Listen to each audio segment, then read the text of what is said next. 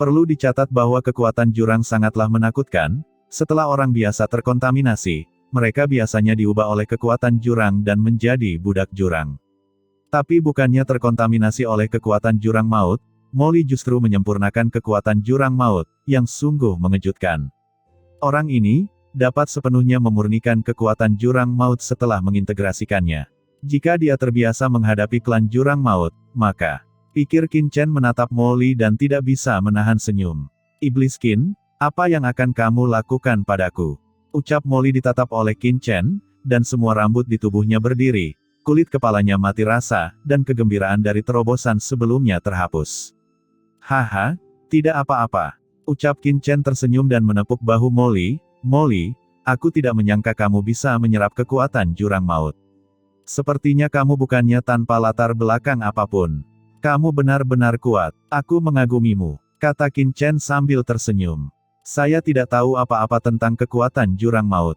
Ucap Molly menggelengkan kepalanya dengan tergesa-gesa, kulit kepalanya mati rasa. Kata-kata Iblis Qin pasti bermaksud buruk. Mungkin ada beberapa jebakan yang menunggu Anda. Qin Chen tersenyum, haha, Molly, mengapa kamu begitu gugup?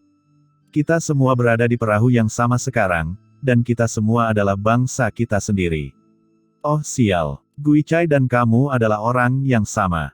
Gumam Molly merasakan perasaan yang dalam di hatinya, tapi dia tidak berani mengungkapkannya sama sekali, dia hanya diam saja.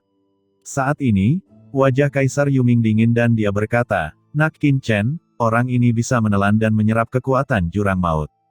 Sungguh aneh. Jika dia dibiarkan tumbuh, dia mungkin menjadi bencana di masa depan. Bagaimana tentang? Ucap Kaisar Yuming segera membuat gerakan menggorok leher Molly. Tuan Chen, apa yang dikatakan Kaisar Yuming benar. Aku belum pernah mendengar ada orang di dunia ini yang bisa menelan kekuatan jurang maut. Pasti ada yang salah dengan anak ini dan dia tidak bisa ditinggalkan. Ucap Kaisar Abadi berteriak dengan tegas. Di dunia kekacauan, mata orang lain yang memandang Molly berangsur-angsur menjadi lebih dingin. Jurang maut adalah musuh publik alam semesta. Tidak peduli mengapa Molly mampu menelan kekuatan jurang maut, selama orang ini terkait dengan jurang maut, dia lebih memilih membunuh 100 orang secara tidak sengaja daripada melepaskan 1 orang pun. Niat membunuh yang tak terhitung jumlahnya melonjak ke depan, otot-otot Molly menegang, dan dia menatap sekeliling, jantungnya tenggelam. Ini adalah dunia batin Iblis Qin. Begitu Iblis Qin terpengaruh oleh orang-orang ini, dia pasti akan mati. Tanpa diduga, Qin Chen hanya tersenyum lembut, jangan khawatir, Molly adalah salah satu dari kita. Saya yakin dia tidak akan membahayakan lautan alam semesta. Tapi Tuan Chen, tidak perlu berkata apa-apa lagi. Kaisar Abadi ingin terus mengatakan sesuatu, tetapi segera disela oleh Qin Chen. Qin Chen berkata dengan tenang, orang ini dan saya bertarung bersama dari tingkat yang lebih rendah. Meskipun Molly ini tidak terlalu tampan, dia memiliki temperamen yang aneh dan juga sangat sombong. Dia terlihat seperti bos dari Raja Surgawi. Tidak ada kemampuan khusus, tapi dia suka pamer, dan beberapa orientasinya juga sangat aneh, dan dia sepertinya selalu menyeret. Tapi karakternya masih bisa dipercaya, dan saya percaya dia dalam menghadapi benar dan salah yang besar. Petik 2. Molly tercengang. Iblis Qin, apakah kamu memujiku atau menyakitiku? Tapi entah kenapa, Molly entah kenapa terharu saat mendengar apa yang dikatakan Qin Chen. Ya, sepanjang perjalanan dari benua Tianwu, apakah dia menghadapi iblis asing di alam bawah atau menghadapi leluhur Yuanmo setelah datang ke surga, Molly pada dasarnya berdiri di sisi keadilan. Setidaknya dia tidak membantu para tiran, merugikan umat manusia, atau merugikan kesuburan alam semesta aslinya. Tidak peduli mentalitas seperti apa yang dia miliki saat itu, sebagai putra takdir dengan darah iblis, tidak mudah baginya untuk melakukan ini. Sebab siapapun mudah sekali rusak, namun tidak mudah menahan hawa nafsu dan tidak dikuasai hawa nafsunya sendiri. Tidak hanya Molly, tetapi juga leluhur iblis Luo tidak bisa menahan diri untuk tidak menghela nafas dengan emosi ketika dia mendengar kata-kata Qin Chen, wah Molly, aku tidak pernah menyangka bahwa kamu memiliki pendapat yang begitu tinggi di hati Iblis Qin. Yang disebut kuda 1000 mil mudah ditemukan, tetapi boleh sulit ditemukan. Iblis Qin ini benar-benar bosmu. Molly tiba-tiba memasang ekspresi gelap di wajahnya setelah mendengar ini. Sial, aku jelek, temperamennya aneh, orientasinya aneh, dan suka pamer, apa yang disebut rating tinggi. Bagaimana mungkin orang ini punya otak sebesar itu? Tapi nak, Qin Chen, ucap Kaisar Yuming ingin mengatakan sesuatu yang lain, tetapi disela oleh Qin Chen yang melambaikan tangannya. Yah, masalah ini tidak perlu dibicarakan lagi. Saat Qin Chen hendak mengatakan sesuatu lagi, dia tiba-tiba mengerutkan kening dan melihat keluar dunia kekacauan. Seseorang datang, ayo keluar. Qin Chen dan yang lainnya langsung meninggalkan dunia kekacauan dan muncul di dalam ruangan. Dan saat mereka bertiga muncul, aura menakutkan langsung turun ke dunia ini, langsung menutupi halaman dan bangunan di Pulau Penjaga Bintang. Semua orang mendongak ketakutan dan melihat sosok gelap muncul dari langit yang luas. Ini adalah wanita yang mengenakan baju besi berongga dan jubah besar, dengan rambut hitam beterbangan tertiup angin. Dia nakal dan sangat centil dan mendominasi, langsung mengejutkan semua orang di Pulau Penjaga Bintang. Di samping wanita ini, Yuhu raksasa berdiri dengan hormat, seperti seorang pelayan. Permaisuri Tain, ucap Kaisar Abadi, pupilnya menyusut dan dia berbicara perlahan. Pada saat yang sama, dia menatap Qin Chen dengan kaget. Dia tidak menyangka kata-kata Qin Chen menjadi kenyataan, mengatakan bahwa Tain Mingnu akan segera datang, dan itu memang terjadi. Dalam kehampaan, Tain Mingnu melihat ke bawah ke dunia di bawah dan berjalan selangkah demi selangkah. Tatapannya sedalam dua mata air tak berdasar, menyapu semua orang di Pulau Penjaga Bintang. Dalam sekejap, semua orang merasa seolah-olah seluruh tubuh mereka telah terlihat, dan mereka tidak memiliki privasi sama sekali. Kekuatan dingin ini, orang ini pasti terhubung dengan klan Abis. Di tengah kerumunan, Qin Chen dilirik oleh Tain Mingnu, matanya menjadi dingin, dan dia segera mencoba yang terbaik untuk menyembunyikan auranya, dan langsung menyatukan dunia kekacauan. Pada saat yang sama, berbagai prinsip dunia bawah berevolusi di tubuhnya, mengungkapkan bakatnya yang luar biasa. Molly juga gemetar, dan ketika dia tertangkap oleh tatapan Tain Mingnu, esensi di tubuhnya bergetar tak dapat dijelaskan, seolah-olah beresonansi. Untungnya, dia menahan napas tepat waktu dan menyembunyikannya. Namun meski begitu, aura khusus Molly langsung menarik perhatian Tain Mingnu. Di antara para pembudidaya hantu yang tak terhitung jumlahnya di dunia bawah, itu seperti api hitam di siang hari, menarik perhatian Tain Mingnu. Hah! Bahkan utusan suci teratai hitam di tubuh Tain Mingnu memberikan sedikit keterkejutan dan memandang Molly. Nafas anak ini sepertinya memiliki ketertarikan yang tidak dapat dijelaskan pada utusan suci ini, seperti zat yang memberi nutrisi. Ucap utusan suci teratai hitam mengerutkan kening dan berseru. Oh! Hati Tain Mingnu tergerak, dia mundur selangkah, dan langsung tiba di halaman tempat Qin Chen dan yang lainnya berada, dan matanya tertuju pada Molly. Saya, Abadi, saya telah melihat Permaisuri Tain. Permaisuri memiliki kekuatan magis yang tak terbatas, menikmati berkah abadi selamanya, dan memiliki umur sepanjang langit. Ucap Kaisar Abadi bersemangat dan bergegas maju, memberi hormat dengan keras dan memberi selamat. Kaisar Abadi, ucap Tain Mingnu sepertinya baru saja melihat Kaisar Abadi saat ini. Yang mulia Permaisuri, dia adalah Kaisar Abadi. Dia juga salah satu orang kuat yang mengabdikan dirinya pada budidaya hantu kali ini. Saat Anda sedang mundur, bawahan Anda ingin mengirimi Anda pesan. Ucap Yuhu raksasa berkata buru-buru dari samping. Oh! Tain Mingnu terkejut, memandang Kaisar Abadi, dan segera tertawa, menarik. Kaisar Abadi, angin macam apa yang membawamu ke sini? Kaisar ini sangat bersinar. Ucap Tain Mingnu mencibir lagi dan lagi. Kaisar Abadi buru-buru berkata, lihat apa yang Anda katakan, Permaisuri Tain. Sekarang Anda adalah andalan lautan bencana abadi saya, orang sungguhan yang dapat membawa tripod. Wajar jika bawahan ini datang menemui Anda bukan? Ucap Kaisar Abadi memiliki senyum konyol di wajahnya, yang sangat menyanjung. Sial, kamu jalang. Ketika orang kuat lainnya di Pulau Penjaga Bintang melihat ini, mereka merasa sangat sedih dan mengutuk dengan marah. Permaisuri Tain juga terkejut, dan tidak bisa menahan cibiran di dalam hatinya. Tanpa diduga, Kaisar Abadi benar-benar berbicara seperti ini, bertindak seperti anjing penjaga di depannya, yang membuatnya merasa sangat puas di dalam hatinya. Pada saat ini, dengusan dingin tiba-tiba terdengar, Kaisar Abadi, bagaimanapun juga, Anda adalah salah satu jenderal di bawah Permaisuri saat itu, bagaimana Anda bisa begitu tidak tahu malu? Di halaman samping, Seorang wanita dengan temperamen transenden tiba-tiba berjalan perlahan ke arahnya, itu adalah Peri Fanyin.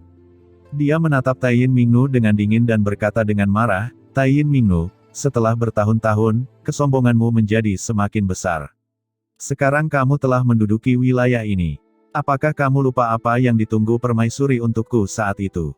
Begitu pernyataan ini keluar, seluruh penonton terkejut, dan semua orang memandang Peri Fanyin dengan wajah ngeri. "Peri Fanyin, betapa beraninya kamu berbicara kepada permaisuri seperti ini?" Ucap Yuhu raksasa di sampingnya penuh dengan niat membunuh dan berteriak dengan marah, dan dia akan menyerang Peri Fanyin secara langsung. Tapi dia dihentikan oleh Taiyin Mingnu. Taiyin Mingnu mengerutkan kening dan menatap Peri Fanyin. "Peri Fanyin, bukankah kamu selalu hidup dalam pengasingan? Mengapa kamu datang ke Pulau Penjaga Bintangku hari ini?" "Apa? Pulau Penjaga Bintangmu? Tempat ini jelas merupakan Pulau Penjaga Bintang Permaisuri Ming Yue. Kapan itu menjadi milikmu?" Ucap Peri Fanyin tampak jelek dan memarahi dengan marah. Taiyin Mingnu mengerutkan kening dan berkata dengan tenang, "Peri Fanyin, jika kamu datang menemuiku untuk mengenang masa lalu, tidak apa-apa. Tetapi jika kamu datang untuk menuduhku, silakan kembali. Aku tidak perlu menjelaskan kepadamu. Jika tidak, jangan katakan itu. Jika tidak ada penjagaan dari kaisar ini, bagaimana lautan bencana abadi ini bisa begitu damai di tahun-tahun sejak permaisuri menghilang?" Ucap Taiyin Mingnu dengan suara yang dalam. "Kamu berbicara omong kosong." Ucap Peri Fanyin ingin terus memarahi, tetapi buru-buru dihentikan oleh Kaisar Abadi. "Peri Fanyin, apa yang dikatakan permaisuri Taiyin adalah benar. Tanpa permaisuri, lautan bencana abadi ini tidak akan pernah begitu damai. Berhentilah main-main." Peri Fanyin memelototi Kaisar Abadi, dadanya naik turun karena marah, "Kamu penjahat." Ya, saya penjahat. "Jangan menjadi penjahat seperti saya," kata Kaisar Abadi dengan cepat. Peri Fanyin sangat marah hingga dia tidak bisa berkata-kata. Ketika dia bertemu dengan bajingan seperti itu, dia tidak tahu harus berkata apa. Taiyin Mingnu cukup puas dengan perilaku Kaisar Abadi. Dia memandang Qin Chen dan mereka berdua dan berkata dengan tenang, "Abadi, apakah Anda membawa kedua orang ini untuk dipersembahkan kepada saya?" Kaisar Abadi buru-buru tersenyum datar, "Yang mulia Permaisuri Taiyin, ya, kedua orang ini adalah orang-orang berbakat yang telah saya kembangkan dengan kerja keras di Gunung Guiming. Mereka berdua memiliki kekuatan yang luar biasa. Saya mendengar Yang Mulia Permaisuri sedang mencari pembudidaya hantu di mana-mana untuk mengembangkan mereka, dan saya membawakan kedua orang ini kepada Anda. Jika mereka bisa mendapatkan rasa hormat Anda, saya khawatir kedua orang ini tidak akan bisa berkultivasi dalam setengah masa hidup."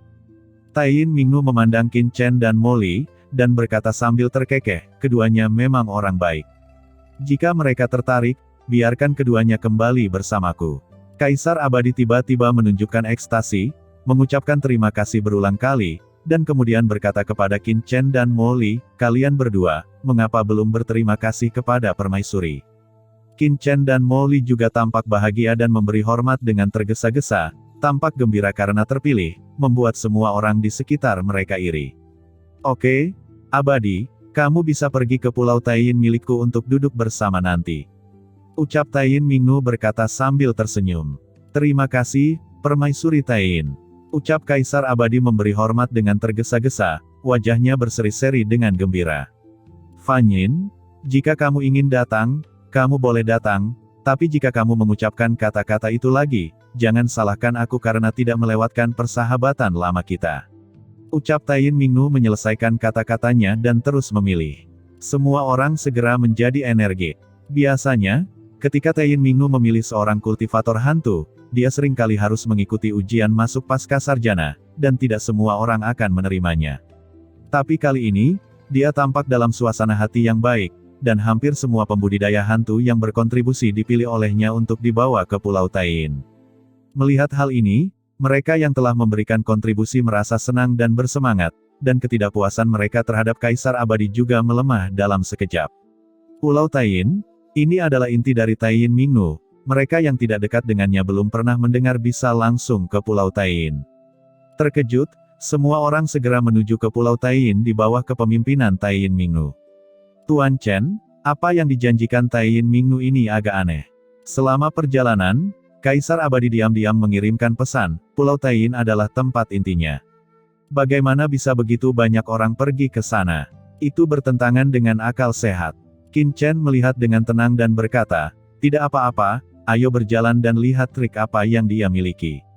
Setelah beberapa saat, tirai tipis besar langsung muncul di depan semua orang.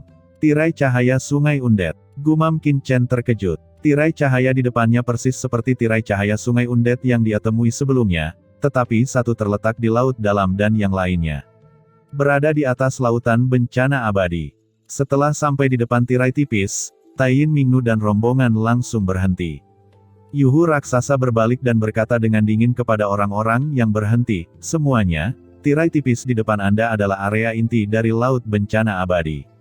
Untuk mencegah orang dengan motif tersembunyi masuk ke dalam, Anda hanya bisa masuk setelah melewati deteksi tirai cahaya kawasan inti laut bencana abadi, dan menuju ke Pulau Taiyin. Segera, di bawah kepemimpinan Yuhu raksasa, sekelompok orang ini berjalan menuju tirai cahaya Undet, sementara Taiyin Mingnu memperhatikan dengan tenang dari samping dengan mata acuh tak acuh.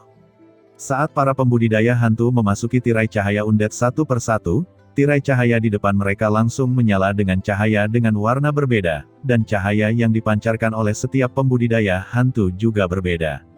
Tirai cahaya ini sepertinya mengidentifikasi identitas dari peserta kekuatan. Hah? Tirai cahaya Undet ini sepertinya berbeda dari yang kutemui sebelumnya di lautan bencana abadi. Gumam Qin Chen hatinya tergerak. Tirai cahaya Undet sebelumnya dapat menyebabkan fluktuasi hebat jika ada yang menyentuhnya, tapi tirai cahaya di depannya sepertinya hanyalah ujian terhadap aturan latihan yang dipraktikkan oleh mereka yang melewatinya. Menurut jalan berbeda di dunia bawah yang dipraktikkan oleh para pembudidaya hantu yang berbeda, reaksi dari tirai cahaya ini juga berbeda. Jika demikian, maka akan jauh lebih mudah. Saat Qin Chen sedang bermeditasi, kurang dari separuh orang di depannya telah melewati tirai cahaya. Aura yang ditampilkan di tirai cahaya semuanya sangat normal dan tidak ada yang aneh pada mereka. Namun, ketika seseorang mengenakan jubah sepertinya berasal dari hantu dunia bawah, ketika melewati tirai tipis, terdengar suara mendengung, dan nafas yang sangat dingin sepertinya tiba-tiba keluar dari tirai tipis. Mata semua orang tertarik dengan aura itu. Sekilas Qin Chen merasakannya. Aura di depannya sangat mirip dengan aura pembunuh burung hantu malam gelap sebelumnya. Organisasi pembunuh burung hantu gelap. Ucap Yuhu raksasa mencibir, membuka tangan besarnya, dan langsung meraih pria berjubah itu. Dengan keras, kekosongan di depannya langsung runtuh, dan telapak tangan besar seperti kanopi, langsung menutupi pria berjubah itu. Ekspresi keterkejutan muncul di pupil wajah pria berjubah itu, dan jejak keganasan melintas di matanya. Tubuhnya bergoyang, dan dengan keras, sebuah jimat muncul di tangannya. Jimat itu membubung ke langit dan berubah menjadi sebuah pilar cahaya yang gelap. Aura cahaya hitam ini sangat mencengangkan, dan langsung meledakkan blokade tangan besar yang dilakukan oleh Yuhu raksasa. Pada saat yang sama, sosok berjubah itu bergoyang dan terbang langsung menuju kehampaan jauh di luar laut bencana abadi. Melihat metode seperti itu, semua orang yang hadir berubah pikiran. Kekosongan di atas lautan bencana abadi sangat kental, dan metode luar angkasa biasa tidak dapat digunakan sama sekali. Namun, pria berjubah di depannya dapat dengan mudah merobek kekosongan tersebut dan melarikan diri ke kehampaan yang jaraknya ratusan juta mil. Jimat Kaisar Agung. Orang ini pasti menggunakan jimat Kaisar Agung. Ada embusan udara dingin, dan banyak orang mengubah ekspresi mereka. Pikiran itu muncul di benak mereka. Selain jimat Kaisar Agung, mereka tidak bisa lagi memikirkan kemungkinan lain. Wajah Yuhu raksasa juga menjadi sangat jelek. Ketika lawan mengaktifkan jimat dan melarikan diri ke dalam kehampaan, dia, seorang Kaisar Semu, tidak dapat menangkap identitas asli lawannya dan hanya bisa menyaksikan pihak lain meninggalkan dunia ini. Tuanku, ucap Yuhu raksasa dengan cepat menoleh. Untuk melihat ke arah Taiyin Mingnu. Begitu jauh. Namun, Taiyin Mingnu mencibir, dan sedikit ejekan segera muncul di sudut mulutnya. Saya tidak menyangka bahwa Gui Xiaohui bahkan akan memberi Anda harta karun sebesar itu. Tampaknya status Anda di organisasi Gui Xiao luar biasa. Di tengah cibiran, Taiyin Mingnu tiba-tiba mengambil langkah ke depan, menunjuk satu tangan ke sosok kosong di kejauhan. Seluruh lautan bencana abadi tiba-tiba mendidih di bawah jari Taiyin Mingnu, dan aura tak berujung naik ke langit, menyegel dunia dalam sekejap. Dalam sekejap, kehampaan di kejauhan seperti kaca, yang pecah di bawah jari Tai Yin Mingnu. Pria berjubah yang melarikan diri ke dalam kehampaan dan hendak meninggalkan tempat ini langsung jatuh dari kehampaan dan kembali ke lautan bencana abadi. Ekspresi panik tiba-tiba muncul di wajahnya, dan dia buru-buru berteriak, Tai Yin Mingnu, hentikan, saya pemimpin cabang Gui Xiaohui, jika kamu membunuhku. Sebelum dia selesai berbicara, kepala berwarna darah naik ke langit. Darah menyembur setinggi ratusan kaki. Tubuh langsung berubah menjadi kabut darah dan menghilang. Oke, lanjutkan, ucap Tai Yin Mingnu berkata dengan ringan dan berdiri di samping. Semua orang terpesona dan merasakan kedinginan di hati mereka. Orang kuat transenden puncak rangkap 3 dengan jimat Kaisar Agung di tubuhnya baru saja jatuh di sini dan berubah menjadi makanan dari lautan bencana abadi. Metode yang kejam dan tegas ini membuat orang lain merasa menyeramkan. Semua orang gemetar ketakutan, tidak lagi tenang seperti sebelumnya, dan bergerak maju dengan gugup. Nyonya Permaisuri Tai Yin, tolong dengarkan penjelasan saya. Kesalahpahaman, ini adalah kesalahpahaman. Engah, tidak. Selanjutnya, masih ada orang kuat yang mengalami beberapa perubahan saat melewati layar cahaya, dan langsung teridentifikasi. Masing-masing pembudidaya hantu ini terlihat ngeri dan buru-buru ingin menjelaskan, namun Tai Yin Mingnu dan Yuhu raksasa sama sekali tidak mendengarkan penjelasan mereka. Mereka terhapus di tempat dan berubah menjadi bubuk dan kabut darah dan menghilang di udara. Ada suasana hikmat di lapangan untuk sesaat. Banyak aura yang terekspos pada orang-orang ini ditinggalkan oleh kaisar besar lainnya di dunia bawah, dan mereka jelas memiliki motif tersembunyi. Oke, giliranmu. Segera, sebagian besar orang yang memberikan kontribusi meninggal, dan giliran Qin Chen. Qin Chen tampak tenang, tetapi Kaisar Abadi dan Molly panik. Mereka bertiga memasuki tirai cahaya selangkah demi selangkah. Tai Yin Mingnu segera menoleh dan menatap, pupil matanya dingin. Pada saat ini, Tai Yin Mingnu datang dengan tatapan dingin. Saat Qin Chen dan yang lainnya memasuki tirai cahaya, dia mengunci mereka bertiga dengan kuat, seperti elang pemburu yang menatap mangsanya di langit, berkonsentrasi padanya dan selalu siap mengambil tindakan. Melihat tatapan waspada Tai Yin Mingnu, Yuhu raksasa tiba-tiba terkejut dan tidak bisa menahan diri untuk tidak berkata, Nyonya Permaisuri, apa yang kamu? Perhatikan tindakan ketiga orang ini. Jika mereka bergerak sedikit pun, bersiaplah untuk menangkap mereka kapan saja. Kata Tai Yin Mingnu dengan dingin mengirim pesan. Yuhu raksasa tiba-tiba menunjukkan ekspresi terkejut di wajahnya, Tuan, apakah Anda meragukan mereka? Ini bukan keraguan, tapi hati-hati. Ucap Tai Yin Mingnu dengan dingin mengirim pesan, Kaisar Abadi ini berada di bawah komando Permaisuri Ming Yue saat itu. Dia memiliki hubungan yang luar biasa dengan Permaisuri Ming Yue. Saat itu, dia bahkan lebih terkenal karena melindungi Permaisuri Ming Yue.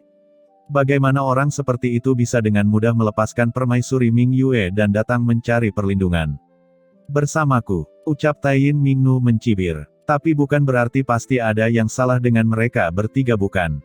Tanya Yuhu raksasa ragu. Tai Yin Mingnu mencibir, tentu saja saya tidak mengatakan pasti ada yang salah dengan mereka, tetapi Kaisar Abadi tiba-tiba bertingkah sangat aneh. Kemungkinan terjadi kesalahan setidaknya tidak rendah. Tidak ada salahnya untuk lebih berhati-hati. Yuhu raksasa tiba-tiba berkata, ya, saya telah memetik pelajarannya.